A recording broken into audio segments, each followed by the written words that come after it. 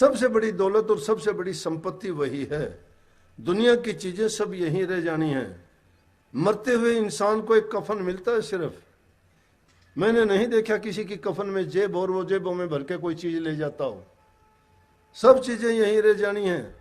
इकट्ठी करके अगर जाओगे तो भी छोड़ के जाना है।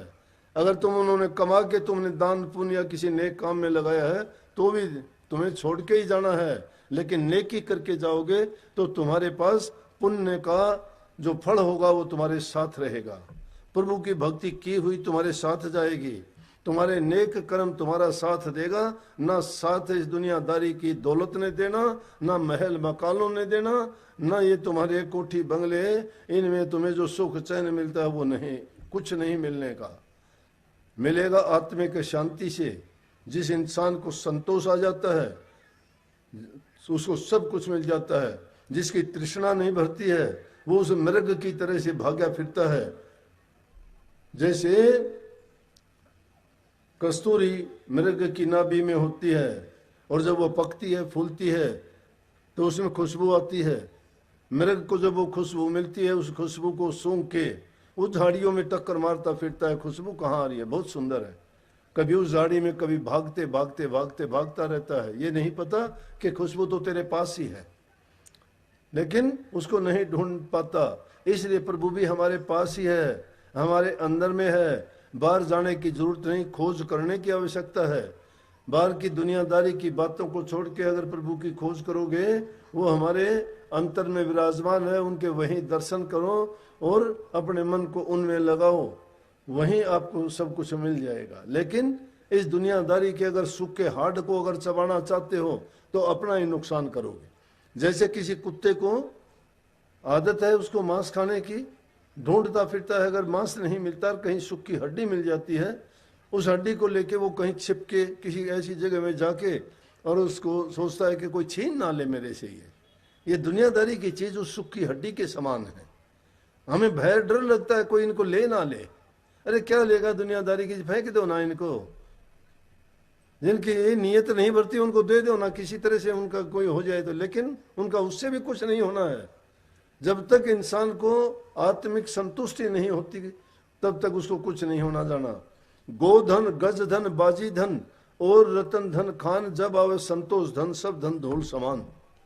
चाहे कितने किसी के पास हाथी घोड़े बंगले कार कोठी के हो, वो सुखी नहीं है। जिसको पूछोगे दुखी है, जिसको पूछोगे दुखी है। एक बार नानक साहब के साथ मर्दाना, लगभग नानक साहब ने बड़े बड़े दूर दूर तक यात्राएं की दूसरे देशों की, और मर्दाना उनके साथ रहा। एक जगह जब जा रहे थे तो नानक साहब ने कहा, नानक दुखिया सब संसार सुखिया केवल जो नाम आधार। नानक साहब कहते सारा संसार दुखिया है, सुखी कौन है? जो नाम का जिसने आसरा ले लिया। नाम किसका? प्रभु का नाम। वो प्रभु का नाम को ही नाम कहते हैं, वही मंत्र है कि जो नाम का जिसने आधार पकड़ लिया। स्वामी जी महाराज भी कहते हैं, कलयुग कर्म धर्म को नहीं कोई, नाम बिना उद्धार ना हुई। कलयुग में कोई कर्म धर्म नहीं है, नाम है, मंत्र है। उसका जाप करो, उसको याद करो, उसका सुमन करो, उसका चिंतन करो, उसको हृदय में रखो, उस की पवित्रता को समझो, जानो, खोज करो। वो एक चाबी है जो हमारे उस खजाने को खोल देती है, जो आध्यात्मिकता का है। दो प्रभु की दौलत वहां छिपी हुई है, वो अंदर में है, बाहर नहीं है। उसको खोजना चाहते हो तो गुरु के बताए हुए मार्ग पर चलो।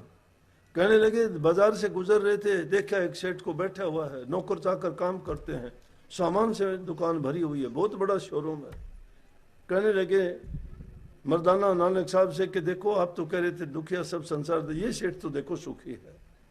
बोला नहीं, सुखी नहीं है, जा पूछ के आ। नानक साहब खड़े हो जाते हैं, मर्दाना उनके पास जाके पूछता है कि सेठ साहब बहुत सुखी हो? इधर उधर देखता है,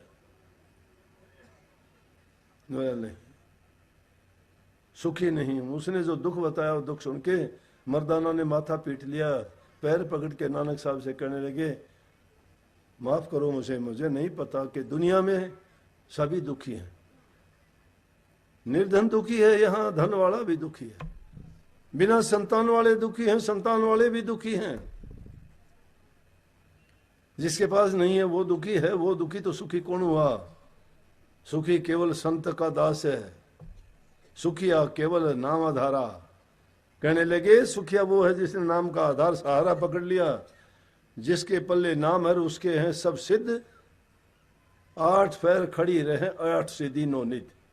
जिस इंसान के पास नाम है 8 सिद्धि और 9 निधि, उसके सामने हाथ बांधे खड़ी रहती है। ये प्रभु की कहानी है, लेकिन उसमें टाइम बहुत लगता है। हम चाहते हैं 1-2 मिनट में, 2-4 दिन में, महीने 20 दिन में, 2 साल में काम बन जाए। ये जीवन पर्यंत का काम है भाई, पूरी जिंदगी लगेगी, पूरी जिंदगी ये काम करना है। ये तो ऐसा है कि थोड़े से भी अगर तुम्हारा ध्यान भटका ना और गिरावट हुई ना, मन ऐसा बैठा रहता है जैसे कि चूहा एक बार बिल्ली को दिखाई दे जाना तो बिल के पास में बैठ जाती है कि दोबारा निकलेगा फट पकड़ूंगी। ये मन उस बिल्ली की भांति हमारे सिर के ऊपर बैठा रहता है कि जब भी ये थोड़ा सा भटकेगा उसी टाइम माया ऐसा नाच नचा देती है, भुला देती है सब कुछ। कोई कहता है जी शादी में गया था, वहां दोस्तों ने शराब पिला दी। अरे दोस्तों ने पिला दी? दोस्त कहाँ हुए? दुश्मनी वाला काम करता हो दोस्त कैसे कहते हो? तुम्हें अच्छे रास्ते पे चलते हुए तुम्हें गलत काम कर दिया, फिर कहते हो दोस्त ने कर। दोस्त कहाँ? वो तो तुम्हारा दुश्मन हो गया।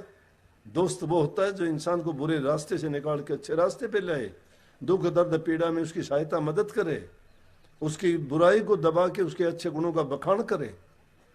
ऐसे दोस्त किस काम के हैं जो तुम्हारी ये बात लेके दुनिया में तुम्हारा झूठा प्रचार करें, तुम्हारी बदनामी करें, तुम्हारी बुराई करें, गलत रास्ते पे डालें, गलत आदत डालें? वो मित्र और यार नहीं होते, वो तो खवार करने वाले तुम्हारे बड़े से बड़े दुश्मन होते हैं। ऐसे दुश्मनों से बच के रहना चाहिए, उनको यार नहीं, उनको तो राक्षस कहा करो, वो राक्षस बुद्धि के लोग हैं। प्रभु भक्तों के पास जाओगे, प्रभु का गुणगान, उनका नाम की व्याख्यान देंगे और उनके बताए हुए करे हुए करिश्मों को याद दिला के तुम्हारे विचारों को पुष्ट बना देंगे। इसलिए जब भी समय मिलता है विचार किया करो, प्रभु को याद किया करो। वो तुम्हारे साक्षी हैं, हर पल तुम्हारे साथ रहते हैं, वो ही तुम्हारा हित चाहते हैं। दुनिया में तुम्हारा हित चाहने वाला और कोई नहीं होगा। सब के सब अपने मतलब के साथी हैं, सब के सब ये 2 दिन 10 दिन के इस मेले में मिले हैं, यहीं छूट जाएंगे, यहीं बिछड़ जाएंगे। एक अकेला जाना है, कोई साथ देने वाला नहीं है। फिर क्यों ऐसा करते हो? तो नानक साहब कहने लगे भैया ये भूल है तुम्हारी, दुनिया में कोई सुखी नहीं है, सुखी वही है जो प्रभु की भक्ति करता है। नाम की दौलत जिसके पल्ले है उसको क्यों है नाम की दौलत? कि नाम तो तुम्हारा निजी अपने लिए है, दूसरा आदमी उसको क्या करेगा? उसको पता ही नहीं इसके पास क्या है। वो गुप्त दौलत है जो ना दूसरा उसको देख सकता है, ना उसके लिए वो उसके साथ कोई दगा धोखा कर सकता है। अगर धोखा दगा करते भी हैं तो दुनियादारी के लोग चीजों की करते हैं। जैसे एक महात्मा था, जंगल में रहता था, अब वहां कोई चढ़ा जाता, कोई अनाज दे जाता, कोई चीनी दे जाता, कोई घी दे जाता, काफी इकट्ठा हो गया। एक दिन डाकुओं को पता लगा कि फला महात्मा के पास बहुत माल इकट्ठा हो गया। जाके उन्होंने और उस सामान को बोले महात्मा जी हम ये लेके जाएंगे आपसे। मस्त है, बोला ले जाओ। महात्मा ने भंडारा रख रखा था, सेवक था पास में, कहने लगा जी आपने भंडारा रखा, ये तो डाकू हैं, ले जाएंगे, फिर क्या करोगे?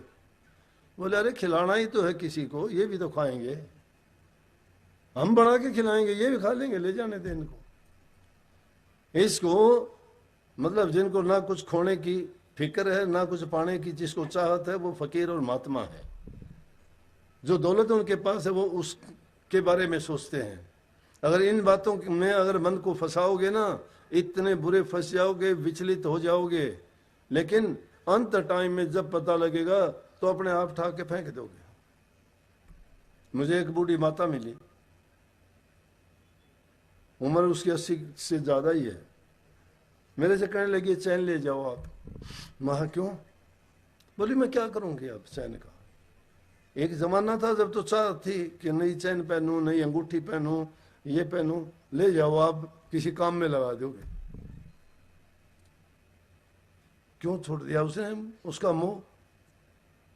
कि जो टाइम था, अब नजदीक आने लग गया, उसको दिखाई देने लग गया कि दुनिया में ये चीजें मेरा साथ नहीं देंगी। जिन चीजों को कभी चाह करके इकट्ठा किया था, आज वही उस पर वजन बढ़ने लगी। जो चीजें वजन बढ़ने लग जाए तो समझो कि इसके सत्य समझ में आए। लेकिन सत्संगी एक नंबर की, जी जान से। अगली बार गया अंगूठी निकाल के दे दी, ये लो मेरी अंगूठी। तीसरी बार गया, मेरी चूड़ियां भी ले लो। माँ क्यों? बोले मैंने सब कुछ दे दिया, सबको एक एक करके। आप मेरे गुरु हो तो आपको भी मैं बराबर देती रहूंगी। आप तो किसी गरीब लड़की के उसकी शादी में दे देना, किसी में लगा देना, आप ही लगा देना न।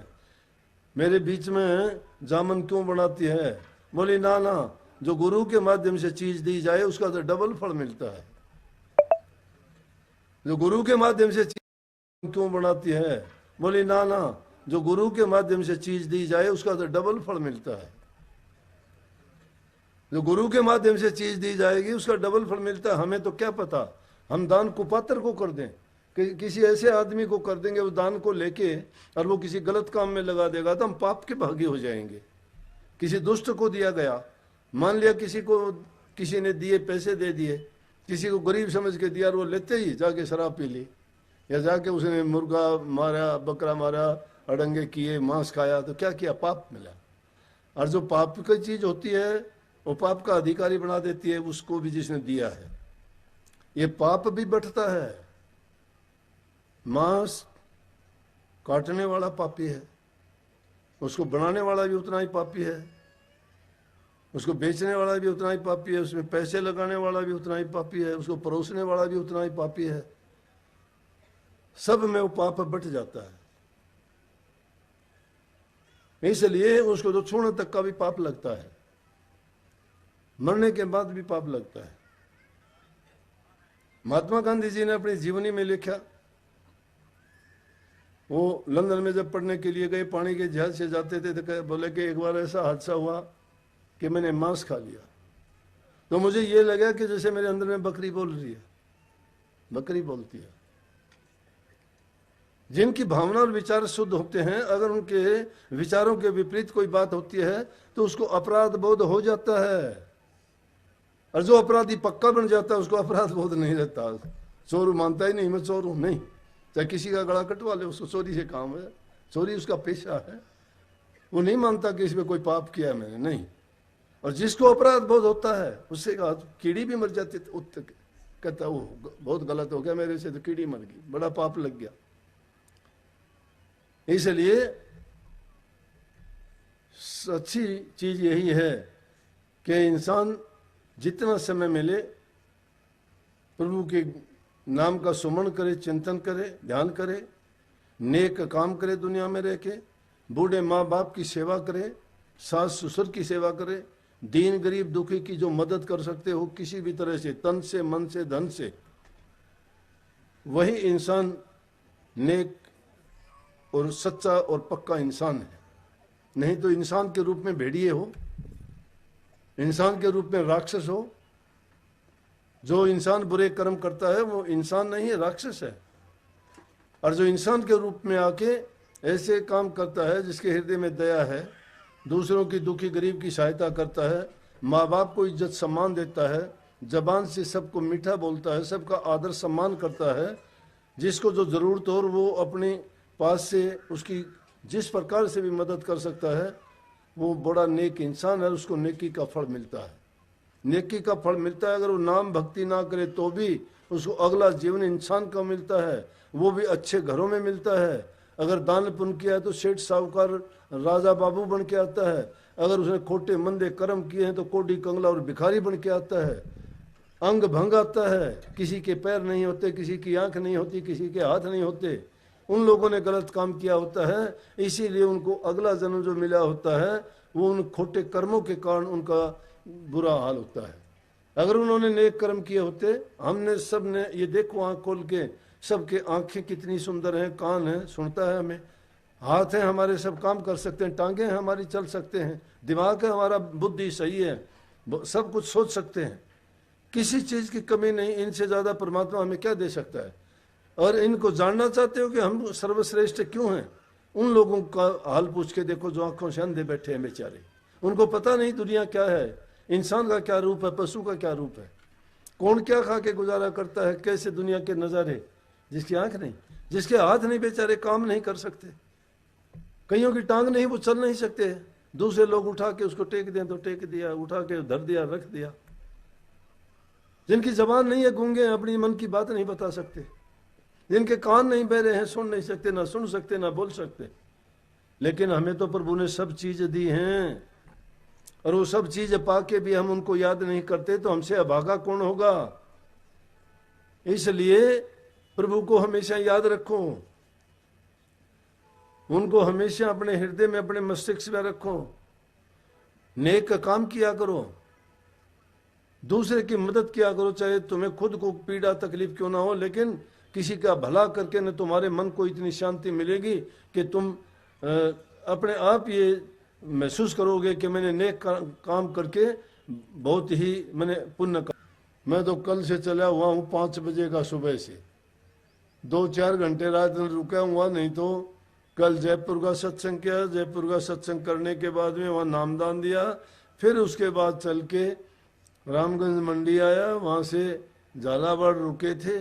सुबह उठते ही मैं तो वहाँ से 5:45 बजे, 5:30 पौने 6 बजे उठते भाग लिया, वहाँ कभी इंतज़ार करते हूँ, लेकिन यहाँ तो देखता हूँ काफ़ी तो अभी आए नहीं पाए हैं, धीरे धीरे करके आ रहे हैं, लेकिन पता नहीं था, आगे से पता लग जाएगा। टाइम मिले आपको तो वहाँ जहाँ भी सत्संग होते हैं वहाँ आके सत्संग सुना करो, आपको पता लगेगा कि सत्संग से हमें क्या फ़ायदा है। नेक काम के लिए जब जाओगे तो प्रभु आपकी उस टाइम में कोई ना कोई तुम्हारे लिए ऐसा तुम्हें वो देगा पर्चा कि तुम्हें महसूस हो जाएगा कि सत्संग से हमें क्या लाभ मिलता है। क्योंकि नेक काम करने के लिए जो जाता है उसका कभी बुरा नहीं होता, और बुराई करने के लिए जाता है तो ये आशा ना रखो कि उसका साथ कुछ अच्छा होगा। परिणाम तो जैसा जो कर्म करता है उसके साथ ऐसा ही है। इसलिए अच्छा बीज बोया करो। ये नहीं हो सकता कि कोई कंडाई के बीज बो के और अंगूर खाना चाहते हो ना। अगत में अगर बोओगे, जगत में जो बोओगे आपको अगत में मिलेगा। चंदन बिरवा कभी सींचते नहीं हो, आग डाक बम्बूड़ को सींचते हो। खोटी बातों को तो याद रखते हो, नेक कर्मों करने की कभी चेष्टा नहीं करते, प्रयत्न नहीं करते। और ये मत सोचो कि ये ऐसे ही चलेगा, ऐसे नहीं चलेगा। ये सारा संसार किसी विधि विधान मर्यादा और कानून से चलता है, और उसमें जो मनमानी करोगे, मनमानी करके तुम ऐसा कर्म बना लोगे कि जिससे तुम्हारा छूटना बड़ा मुश्किल हो जाएगा। ये जीवन बर्बाद हो जाएगा। जीवन मिला है तो इसमें नेक कर्म करो, अच्छे काम करके भक्ति कमाओ, प्रभु को याद करो। दुनिया में तुम्हें जाने के बाद भी याद रखा जाएगा, और यहाँ रहते हुए भी तुम सुखी रहोगे। तुम्हें किसी प्रकार की कमी नहीं आएगी। मेरे से लिखवा लो, अगर सच्चे हो के प्रभु की भक्ति करोगे तो।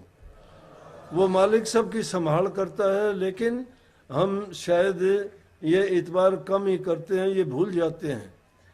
क्यों कि जो चीज़ ज़्यादा कीमती होती है वो बड़ी मुश्किल से मिलती है। अगर तुम जिन चीज़ों की कोई कीमत नहीं है, सस्ते मोल की चीज़ है, वो तो कहीं भी ले लो, लेकिन महंगी चीज़ कहाँ मिलेगी? जोरी के पास मिलेगी जाके। नहीं तो लोहे की अंगूठी, छल्ली, चैन तो कहीं भी ले लो, किसी भी छोटे मोटे बाजारी में रेडी वाले भी बेचते मिल जाएंगे। लेकिन हीरे जवाहरात, सोने चांदी के अगर तुम गहने चाहते हो तो कहाँ मिलेंगे? वो जोरी की दुकान पे मिलेंगे, यहाँ वहाँ नहीं मिलते। इसलिए वो प्रभु का नाम उस जोरी की दुकान जैसा काम है। उसकी कोई कीमत नहीं है, और उसकी कीमत को पहचानोगे तब आपको पता लगेगा। अभी 1 घंटा लगभग हो गया सत्संग का। फिर कभी मौका मिलेगा, फिर देखेंगे भाई आने वालों की गलती है। अब आते हो आप, देर से आए हो, मैं क्या करूं? कितना बोलूंगा? सत्संग का समय तो इतना ही होता है। लगातार 1 हफ्ता हो गया। अब शब्द और सुना दो, 1-2 ये आए हैं तो कम से कम उनका कुछ तो रखना ही पड़ेगा। राधा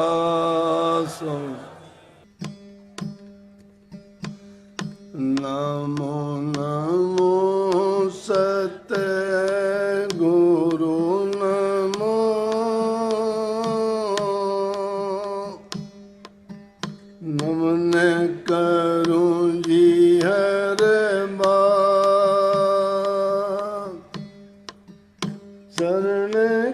कमल में राखियो,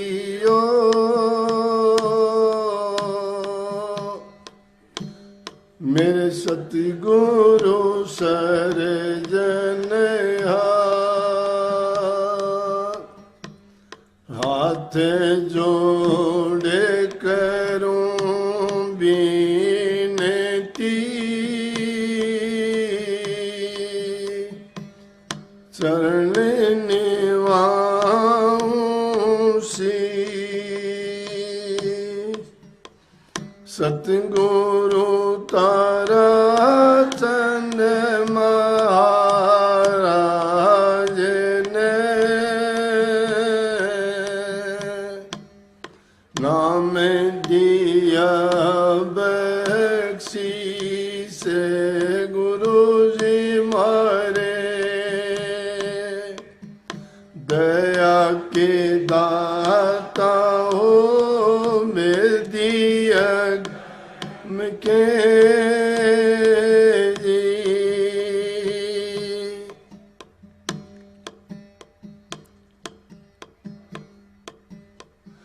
आनंद के भरे खजाने भाई सतगुरु के दरबार में, आनंद भरे खजाने भाई सतगुरु के, सतगुरु के दरबार में, मारे दाता के दरबार में, सतगुरु के दरबार में, मारे दाता के दरबार में, आनंद के भरे खजाने मारे सतगुरु के दरबार में, आनंद के भरे खजाने मारे दाता के दरबार में। धन में सुख ढूंढने वालों, धन वालों से पूछ लो, धन में सुख वालों, धन वालों से पूछ लो, वे भी ये कहते हैं हम बहुत दुखी संसार में, भाई वो भी ये कहते हैं हम बहुत दुखी संसार में, आनंद भरे खजाने मारे सतगुरु के दरबार में, आनंद भरे खजाने मारे सतगुरु के दरबार में, मारे दाता के दरबार में, सतगुरु के दरबार में, मारे दाता के दरबार में, आनंद के भरे खजाने मारे सतगुरु के दरबार में, आनंद के भरे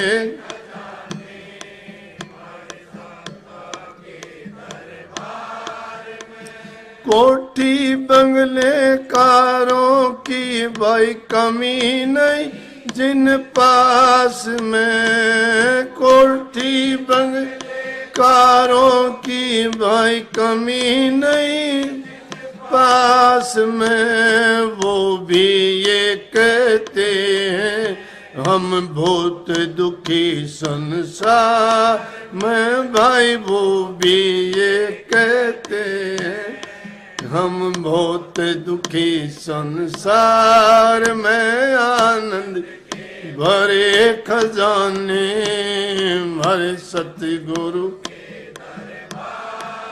सतगुरु के दरबार में, हमारे दाता दरबार में, सतगुरु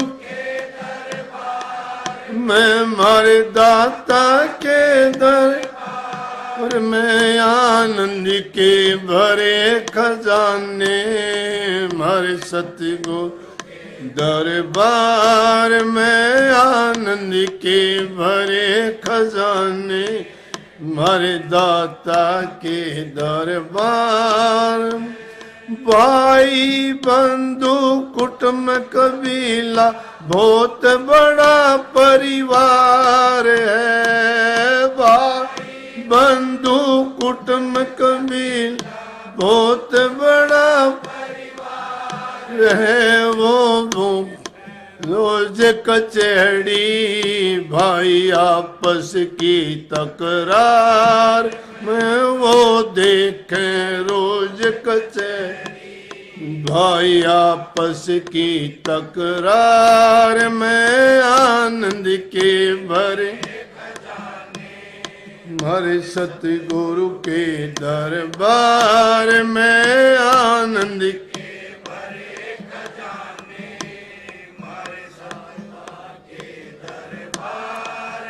सतगुरु के दरबार में हमारे दाता दरबार में सतगुरु के दरबार में दाता के दरबार में आनंद के भरे खजाने हमारे सतगुरु के दरबार में आनंद भरे खजाने हमारे दाता के दरबार में। ना सुख है इस गृहस्थी माई ना सुख बन में जाए के। ना सुख है इस गृहस्थी माई ना सुख बन में जाए के। गुरु नित्यानंद समझाते भाई सुख है आत्म विचार में। गुरु नित्यानंद समझाते भाई सुख है आत्म विचार में आनंद के भरे खजाने हमारे सतगुरु के दरबार आनंद के भरे खजाने हमारे सतगुरु के दरबार में दाता के दरबार में सतगुरु के दरबार के दरबार में आनंद के गाने हमारे सतगुरु के दरबार में आनंद के भरे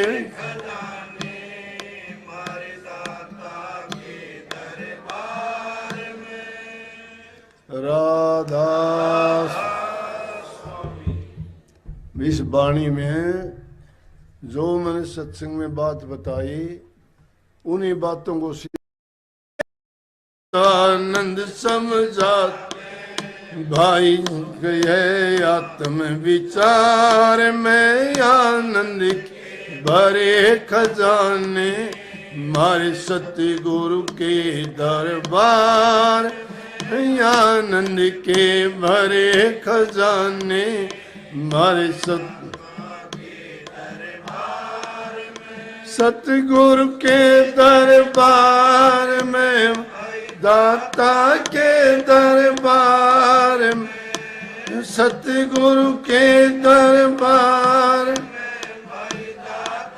के दरबार में आनंद के गाने हमारे सतगुरु के दरबार में आनंद के भरे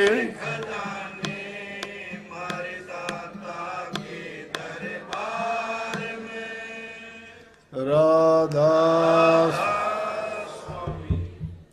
इस वाणी में जो मैंने सत्संग में बात बताई उन्हीं बातों को सिद्ध किया है। ना सुख गृहस्थी में है और ना ही सुख जंगल में जाके है, वहां भी दुख भोगना है। लेकिन सुख किस में? आत्म विचार में, प्रभु की भक्ति करने में। वो घर बैठ के कर सकते हो, ये सभी भक्ति है। माँ बाप की, सास ससुर की सेवा भक्ति है। क्यों मुँह पड़ा इतना? 6 बार कर लिया।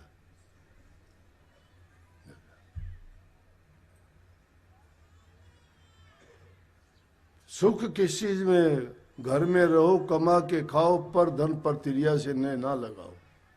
घर में जो इंसान रहता है कमा के खाता है, लेके देता है, माँ बाप बूढ़े बुजुर्ग की सेवा करता है, बच्चों को अच्छी शिक्षा देता है, उनका लालन पालन सही करता है, बुराइयों से बचा हुआ है, उस जैसा सुखी संसार में कोई नहीं है। जीते जी अगर घर को स्वर्ग बनाना चाहते हो तो बुराइयों से परहेज करो और प्रभु की भक्ति में मन को लगाओ, सब का सब आपको गृहस्थी में मिलेगा। वही भक्ति कर सकता है, उसी की मुक्ति होगी और वही सुखी जीवन जीता है। भाई टाइम काफ़ी दे दिया, ईमान वाले आए जाओ, झोले लादी लादी, सबको बहुत बहुत आशीर्वाद। राधा करो।